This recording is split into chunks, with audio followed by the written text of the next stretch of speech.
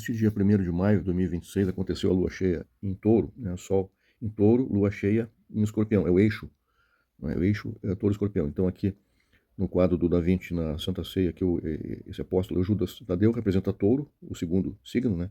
E do lado oposto aqui, eixo Escorpião, aqui é o Judas Iscariotes, aqui sentado com um saquinho de dinheiro na mão. Então vamos apresentar aqui um breve resumo do que escreveu a Emma Constantin-Mashvili, lembrando que ela nasceu na Alemanha, 1903 a 1881, na Alemanha, mas estabeleceu-se no Brasil em 1925, casando com o renomado astrólogo francês Albert Raymond Constantin-Mashvili.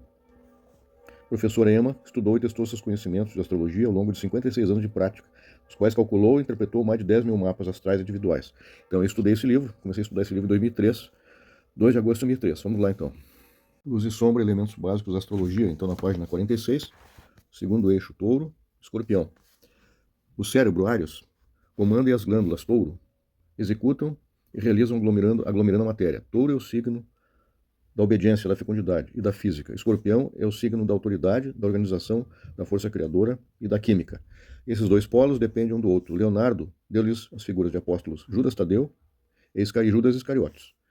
Como no corpo humano, glândulas e órgãos genitais são indispensáveis para a saúde e realização criadora. E é claro que são dois polos de um eixo que não pode ser quebrado. Então, são os complementares, Touro e Escorpião. Leonardo iluminou o pescoço de Judas Tadeu, o cabelo espesso, ondulado, o semblante atento, mas ao mesmo tempo o olhar desconfiado e ansioso, para ver de que onde virá a picada. A mão ergue-se num gesto de aceitar o comando de Áries, de agradar, de obedecer para realizar. Da mesma forma, o corpo aceita e cresce, forma a matéria através do desejo. Mas quem não tem autoridade sobre seus desejos e suas realizações não procura uma organização consciente, torna-se escravo da matéria. Sucumbe e fracassa sob o peso dos julgos. Aqui ele falando então sobre os personagens, não é? O Judas Tadeu, que é o touro, né, que rege as glândulas, o pescoço no caso, e o Escorpião, que é o Judas Iscariotes, né, que rege os órgãos genitais. Parece um absurdo quando digo que é uma pessoa que tem a boa vontade, o carinho, o esforço e a dedicação de Touro. Quem impõe a sua autoridade tem a sangue frio, mas se eu faço é porque lhe falta a compreensão da energia que está simbolizada em Judas Iscariotes. Aqui falando sobre a autoridade que Escorpião tem de sobra, que às vezes falta para Touro. Não adianta ter a matéria que não seja utilizada e transmutada.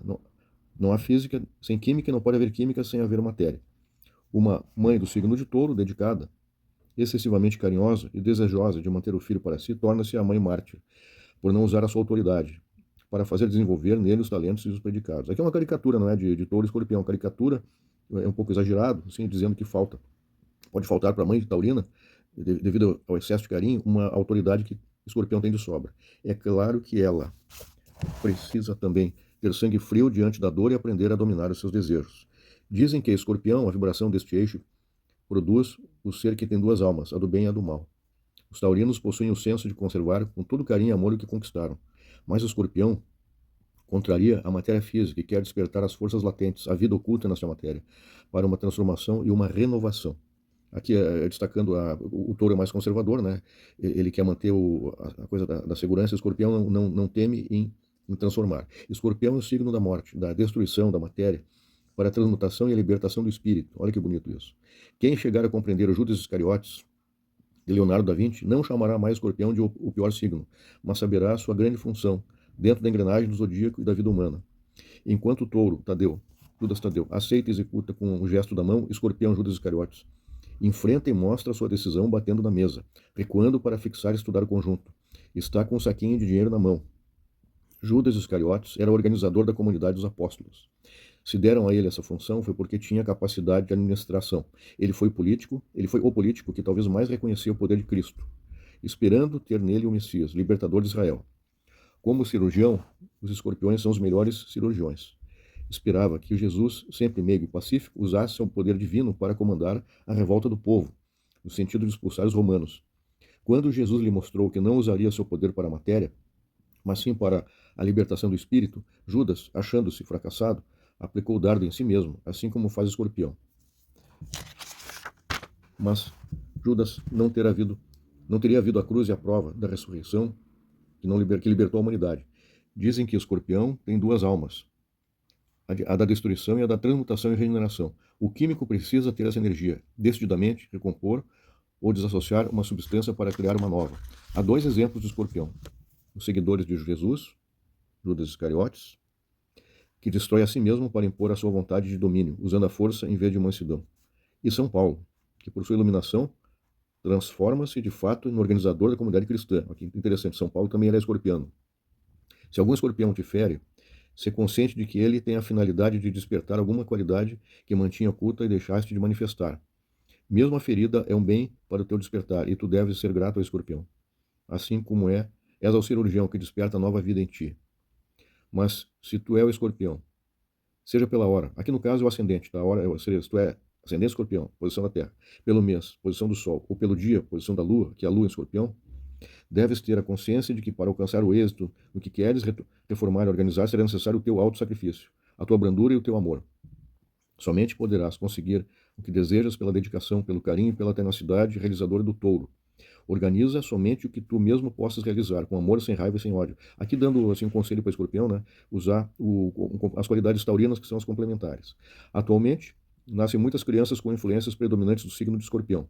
Antes, tínhamos observado muitos nascimentos sob aquário, que são, no momento, os precursores da nova era. Mais tarde, esse escorpiões nascidos agora, serão reorganizadores da era que terá início por volta de 1990. Depende dos educadores de hoje fazer deles reorganizadores conscientes do seu poder, pela brandura e pelo amor humano, e não destruidores, pela raiva, pelo exagero na imposição da autoridade, que os levará a destruindo-se a si mesmo. Mas mesmo assim, lembremos-nos das palavras de Cristo a Judas, quando ele o incentiva na sua missão. Vai e faz o que tu tens que fazer. Aqui Cristo falando para Judas Iscariotes, né? Que ele vá, escorpião, uso do poder próprio, a touro, o conforto e o amor do próximo. Judas Iscariotes tem um saquinho de dinheiro na mão. Ele se assegura no poder do dinheiro. Ensina a ele que a chave para esse poder está no amor e na dedicação. Lembra a ele a carta de São Paulo aos Coríntios. Se eu tivesse toda a sabedoria e todos os poderes e não tivesse amor e carinho, tudo isso de nada me valeria. O escorpião tem esse amor no seu subconsciente. E é preciso não sufocá-lo, mas cultivá-lo para que resplandeça e construa. Mas o escorpião não deve deixar que seus desejos o dominem, e sim saber tornar-se o senhor através da obediência, impor o julgo a seus próprios desejos e saber dirigir com brandura.